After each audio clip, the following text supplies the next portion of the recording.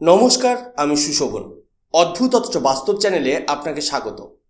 মাত্র 48 ঘন্টায় একটি রাজ্যের সরকারি কোষাগারে রাজস্ব 19 লক্ষ টাকা থেকে লাফিয়ে সোজা 2,30,00,000 টাকায় পৌঁছাতে পারে।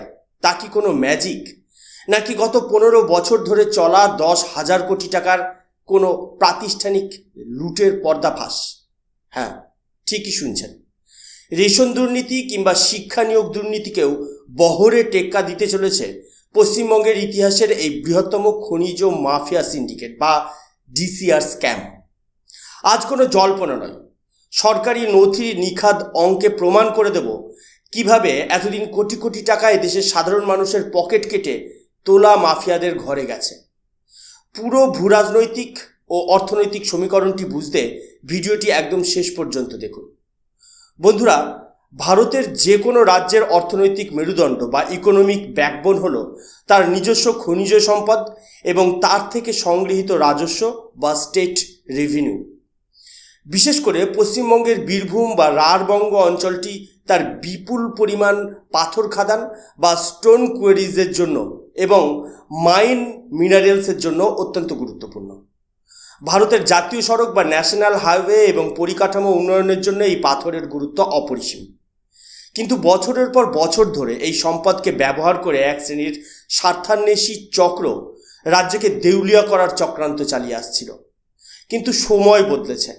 পশ্চিমবঙ্গে এখন ডবল ইঞ্জিন সরকার প্রতিষ্ঠিত হওয়ার পর মাননীয় মুখ্যমন্ত্রী প্রশাসনিক বৈঠক থেকে স্পষ্ট বার্তা দিয়েছেন, যে কোনো ধরনের অবৈধ টোল, বেআইনি বালি খাদান, পাথর মাফিয়া বা মাইনর মিনারেলসের অবৈধ কারবার আর বরদাস্ত করা হবে না। জিরো টলারেন্স পলিসি কাকে বলে তা আজ বীরভূমের মাটি থেকে প্রমাণ করে দিচ্ছে বর্তমান প্রশাসক। বিজেপির বিধায়কেরা জেলা প্রশাসন এবং ভূমি দপ্তরের আধিকারিকদের সাথে বৈঠক করে যে ঐতিহাসিক সিদ্ধান্ত নিয়েছেন তার ফলেই আজ এই কোটি কোটি টাকার প্রাতিষ্ঠানিক চুরি বন্ধ করা সম্ভব হয়েছে।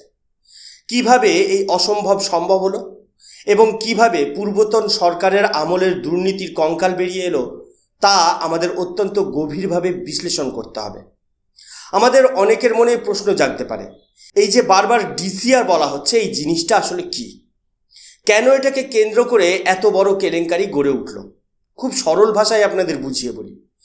ডিসিআর এর ফুল নাম হলো ডুপ্লিকেট কার্বন রিসিপ্ট।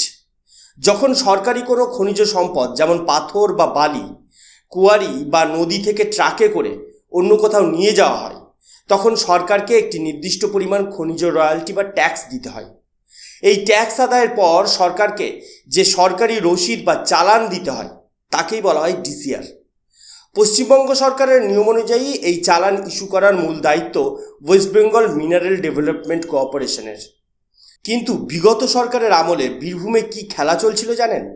সেখানে প্রায় 250টি পাথর খাদান রয়েছে, যাদের অধিকাংশেরই কোনো বৈধ লাইসেন্স বা পরিবেশগত ছাড়পত্র ছিল না, অর্থাৎ সেগুলো ছিল সম্পূর্ণ ইল্লিগাল। এবার এই বেআইনি পাথর যখন রাস্তায় ট্রাকে করে পাচার হতো, তখন সরকারি কোষাগারে টাকা জমা দেওয়ার পরিবর্তে একটি সম্পূর্ণ সমান্তরাল অবৈধ ব্যবস্থা গড়ে তোলা হয়েছিল। সরকার নিজে এই রাজস্ব সংগ্রহ না করে একটি থার্ড পার্টি বা বেসরকারি সংস্থাকে এই ডিসিআর ইস্যু করার দায়িত্ব দিয়ে রেখেছিল। আর সেই বেসরকারি সংস্থা কি করত? তারা ভুয়ো বা ডুপ্লিকেট চালান ছাপিয়ে মাফিয়াদের গাড়ি পার করে দিত। ট্রাকে ট্রাকে পাথর যেত, রাস্তা নষ্ট হতো, পরিবেশের ক্ষতি হতো, আর কোটি কোটি টাকার ক্যাশ বেসরকারি চলে যেত তোলাবাজ সিন্ডিকেটের পকেটে। সরকারি খাতায় দেখানো হতো নামমাত্র রসিদ। একেই বলা হয় প্রাতিষ্ঠানিক লুট বা ইনস্টিটিউশনাল করাপশন। সাধারণ মানুষের ট্যাক্সের টাকা সরকারি রাজকোষে জমা পড়ার পরিবর্তে চলে যেত রাজনৈতিক মাফিয়াদের পারিবারিক তহবিলে। এটি কোনো সাধারণ চুরি নয়, এটি একটি পরিকল্পিত অর্থনৈতিক অপরাধ বা ইকোনমিক ক্রাইম, যা রাজ্যের আর্থিক সার্বভৌমত্বকে দিনের পর দিন ধ্বংস করেছে। বন্ধুরা, আমরা এতদিন পশ্চিমবঙ্গের বুকে একাধিক বড় বড় কেলেঙ্কারির কথা শুনেছি। আপনারা প্রত্যেকেই অবগত আছেন রেশন দুর্নীতি, কয়লা পাচার কাণ্ড, গরু পাচার চক্র কিংবা চাকরি চুরির মতো ঘটনা নিয়ে। কিন্তু আজ আমি আপনাদের সামনে যে অঙ্কের হিসাব দেব তা শুনলে আপনার গায়ে কাঁটা দেবে। এই ডিসিআর কেলেঙ্কারি বা ডিসিআর স্ক্যাম আসলে এই সমস্ত দুর্নীতিকে বহু পেছনে ফেলে দিয়েছে। আসুন একটি সহজ গাণিতিক তুলনা বা কম্পারেটিভ অ্যানালিসিস করা যাক। শিক্ষক নিয়োগ বা এসএসসি দুর্নীতি বা এসএসসি স্ক্যাম, এখানে কয়েকশো কোটি টাকার ওয়ান টাইম লেনদেন হয়েছিল, যেখানে যোগ্য প্রার্থীদের বঞ্চিত করে চাকরি বিক্রি করা হয়েছিল। সন্দেহ নেই এটি একটি অত্যন্ত জঘন্য অপরাধ। রেশন দুর্নীতি, গরিব মানুষের রেশনের চাল ডাল খোলা বাজারে বেচে দিয়ে কয়েক হাজার কোটি টাকার দুর্নীতি করা হয়েছিল। কয়লা ও গরু পাচার, সীমান্তের ওপারে বা ভিন রাজ্যে অবৈধ সম্পদ পাচার করে হাজার কোটি টাকার সিন্ডিকেট চালানো হয়েছিল। কিন্তু এই ডিসিআর কেলেঙ্কারির গভীরতা এবং ব্যাপ্তি দেখুন। এটি কোনো ওয়ান টাইম স্ক্যাম নয়, এটি গত 15 বছর ধরে প্রতিদিন প্রতি ঘন্টায় ঘটে চলা একটি ধারাবাহিক লুট বা কন্টিনিউয়াস ফিনান্সিয়াল ড্রেন। বীরভূমের জেলা প্রশাসনের দেওয়া তথ্য অনুযায়ী পূর্বতন সরকারের আমলে যখন একটি প্রাইভেট এজেন্সির হাতে এই ডিসিআর সংগ্রহের দায়িত্ব ছিল, তখন প্রতিদিন সরকারি ঘরে রেভিনিউ বা রাজস্ব জমা পড়ত মাত্র 19 লক্ষ টাকা। আপনি কি বিশ্বাস করতে পারেন?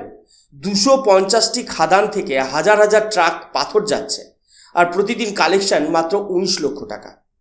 যখন লোকসভা নির্বাচনের পর রাষ্ট্রবাদী শক্তির পক্ষ থেকে চাপ বাড়ানো হলো, লাগাতার আন্দোলন শুরু হলো, তখন বিগত তৃণমূল সরকার বাধ্য হয়ে একটু নড়েচড়ে বসে, যার ফলে নভেম্বর 2025 থেকে মার্চ 2026-এর মধ্যে এই দৈনিক কালেকশন 19 লক্ষ টাকা থেকে বেড়ে দাঁড়ায় 70 লক্ষ টাকা। ভাবুন, যে রাজস্ব হুট করে 70 লক্ষ টাকা হয়ে গেল, তা এতদিন কার পকেটে যাচ্ছিল? কিন্তু আসল ম্যাজিক বা আসল সত্যটা উন্মোচিত হলো তখনই, যখন রাজ্যে নতুন সরকার গঠিত হলো এবং কঠোর প্রশাসনিক সংস্কার বা অ্যাডমিনিস্ট্রেটিভ রিফর্ম কার্যকর করা হলো। এবার চলুন একদম জলের মতো সহজ অঙ্কে আপনাদের বুঝিয়ে দিই যে কিভাবে এই দুর্নীতিটি রেশন বা নিয়োগ দুর্নীতিকেও ছাড়িয়ে গেল এবং এর মোট আর্থিক মূল্য বা ফিনান্সিয়াল ভ্যালুয়েশন কত। নতুন সরকার ক্ষমতায় আসার পর মাননীয় মুখ্যমন্ত্রী শ্রী শুভেন্দু অধিকারী কঠোর নির্দেশে জেলা প্রশাসন এক যুগান্তকারী পদক্ষেপ নেন। কোনো একটি নির্দিষ্ট দপ্তরের হাতে দায়িত্ব দিলে দুর্নীতির সম্ভাবনা থেকে যায়। তাই প্রশাসন একটি চতুর্মুখী নজরদারি ব্যবস্থা বা 4 টায়ার মনিটরিং সিস্টেম তৈরি করেছে। কারা কারা আছে এই সিস্টেমে? 1. ভূমি ও ভূমি সংস্কার দপ্তর, যারা সরাসরি সরকার স্বীকৃত চালান ইস্যু করবে। 2. পুলিশ প্রশাসন, যারা আইন শৃঙ্খলা রক্ষা করবে। 3. সাধারণ প্রশাসন, যার নেতৃত্বে থাকবেন একজন executive magistrate. 4. Motor vehicle inspector, যারা গাড়ির ওভারলোডিং এবং বৈধতা পরীক্ষা করবেন। এই 4 দপ্তরের কড়া পাহারা বসিয়ে বীরভূমের 9টি গুরুত্বপূর্ণ চেক গেটে, যেমন মোহাম্মদবাজার, রামপুরহাট, ময়ূরেশ্বর, নলহাটি এবং মুরারি অঞ্চলে চেক গেটগুলোতে সরাসরি সরকারি তদারকিতে পশ্চিমবঙ্গ মিনারেল ডেভেলপমেন্ট কর্পোরেশনের স্বীকৃত চালান ইস্যু করা শুরু হয়। একই সাথে নিয়ম জারি করা হয়, যদি কোনো পাথরের গাড়ি বৈধ সরকারি ডিসিআর ছাড়া জাতীয় সড়ক বা রাজ্য সড়কে ধরা পড়ে, তবে স্পট ফাইন হবে সরাসরি 1 লক্ষ টাকা এবং সেই গাড়িটা পর্যন্ত বাজেয়াপ্ত করা হবে। এই কঠোর নীতি কার্যকর হওয়ার পর প্রথম দিন অর্থাৎ 17ই মে রবিবার সরকারি কোষাগারে কত টাকা জমা পড়ল জানেন? মাত্র একদিনে রাজস্ব সংগ্রহ ছিল 1,20 লক্ষ টাকা। এবং তার পরের দিন 18ই মে দ্বিতীয় দিনের কালেকশনে 1 লাফে বেড়ে দাঁড়ালো 2,30 লক্ষ টাকা। আর আজ যা খবর পাওয়া যাচ্ছে, দৈনিক কালেকশন ইতিমধ্যেই 2.5 কোটি টাকা ছাড়িয়ে গেছে। কোথায় 1 বছর আগে প্রতিদিন 19 লক্ষ টাকা, আর কোথায় আজকের প্রতিদিনের 2,30 লক্ষ টাকা থেকে 2.5 কোটি টাকা। কোনো জাদু বলে খনিজ পাথরের পরিমাণ তো রাতারাতি বাড়েনি, ট্রাকের সংখ্যাও দ্বিগুণ হয়নি। তাহলে এই যে প্রতিদিন প্রায় 2 কোটি টাকার ফারাক, এই বিশাল অঙ্কের টাকা এতদিন কোথায় যাচ্ছিল? ভূমি দপ্তর এবং জেলা প্রশাসনের আধিকারিকদের হিসাব অনুযায়ী এই দৈনিক কালেকশন দ্রুত প্রতিদিন 3 কোটি টাকায় গিয়ে পৌঁছাবে। এবার আসুন মাসের হিসাবটা করি। প্রতিদিন 3 কোটি টাকা আয় হলে মাসে সরকারি রাজস্ব জমা হবে 90 থেকে 100 কোটি টাকা, অথচ আগে জমা হতো মাত্র 25 থেকে 30 কোটি টাকা। অর্থাৎ প্রতি মাসে সরকারি কোষাগারকে বঞ্চিত করে অন্তত 70 কোটি টাকা সরকারি সরাসরিভাবে লুট করা হতো। বছরে এই লুটের পরিমাণ দাঁড়ায় প্রায় 840 কোটি টাকা। আর বিগত 15 বছরের সামগ্রিক হিসাব করলে এই দুর্নীতির পরিমাণ অনায়াসেই 10,000 কোটি টাকা পার করে যায়। বন্ধুরা, 10,000 কোটি টাকা, এই বিপুল অর্থ দিয়ে রাজ্যের কত সাধারণ মানুষের কর্মসংস্থান হতে পারত, কত বিশ্বমানের রাস্তাঘাট, হাসপাতাল কিংবা স্কুল তৈরি করা যেত। কিন্তু একটি বিশেষ রাজনৈতিক পরিবার এবং তাদের অনুগামীদের পকেট ভরাতে এই বিপুল রাষ্ট্রীয় সম্পদ বা ন্যাশনাল রিসোর্স পাচার করে দেওয়া হয়েছে। এবার আপনারাই বিচার করুন, এটি পশ্চিমবঙ্গের ইতিহাসের বৃহত্তম আর্থিক কেলেঙ্কারি কিনা। এই ধরনের খনিজ মাফিয়া সিন্ডিকেট বা মিনারেল মাফিয়া সিন্ডিকেট কেবল কোনো রাজ্যের অর্থনৈতিক ক্ষতি করে না, বরং এটি দেশের অভ্যন্তরীণ নিরাপত্তা এবং ইন্টারনাল সিকিউরিটির জন্য এক বিরাট বড় হুমকি। বেআইনি খনি থেকে উত্তোলিত পাথরের কালো টাকা অনেক সময় বিভিন্ন দেশবিরোধী কার্যকলাপে বা ভারতের অর্থনীতিকে অস্থিতিশীল করার কাজে ব্যবহৃত হয়। তাই এই মাফিয়ারাজ ধ্বংস করা কেবল সুশাসনের অঙ্গ নয়, এটি আমাদের জাতীয় কর্তব্যের মধ্যেও পড়ে। বর্তমান পশ্চিমবঙ্গ সরকার এই বিষয়ে অত্যন্ত সংবেদনশীল এবং দৃঢ়প্রতিজ্ঞ।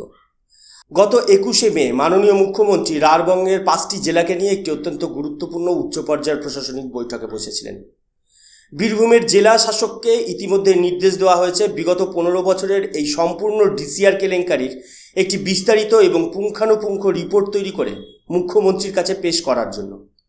রাষ্ট্রবাদী শক্তির পক্ষ থেকে অত্যন্ত স্পষ্টভাবে দাবি তোলা হয়েছে যে এই 10,000 কোটি টাকার রাজস্ব লুটের একটি পূর্ণাঙ্গ এবং নিরপেক্ষ তদন্ত হতে হবে।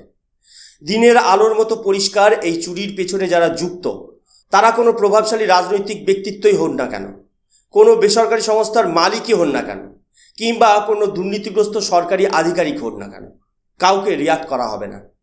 প্রতিটি অপরাধীকে আইনের কাঠগড়ায় দাঁড় করিয়ে তাদের সমস্ত সম্পত্তি বাজেয়াপ্ত করে সেই টাকা আবার জনগণের সেবায় ফিরিয়ে আনতে হবে।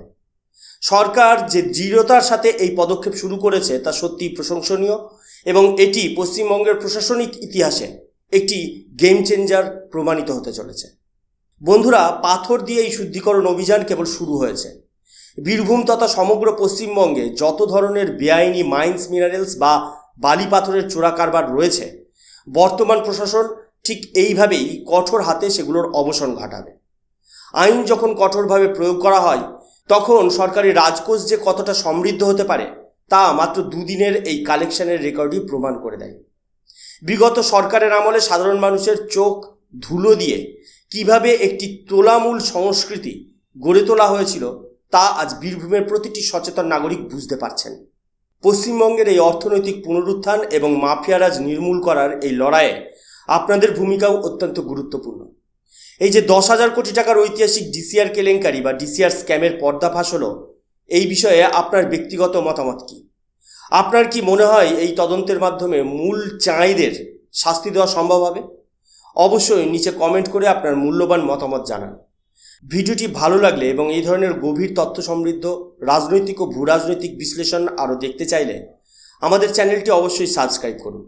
ভিডিওটি প্রচুর পরিমাণে শেয়ার করে পশ্চিমবঙ্গের প্রতিটি মানুষের কাছে এই সত্যটি পৌঁছে দিন। আজ এখানেই শেষ করছি। আমি সুশোভন। দেখা হবে পরবর্তী কোনো অত্যন্ত গুরুত্বপূর্ণ এপিসোডে। ততক্ষণ পর্যন্ত ভালো থাকবেন, সুস্থ থাকবেন। জয় হিন্দ, বন্দে মাতরম, ভারত মাতা কি জয়।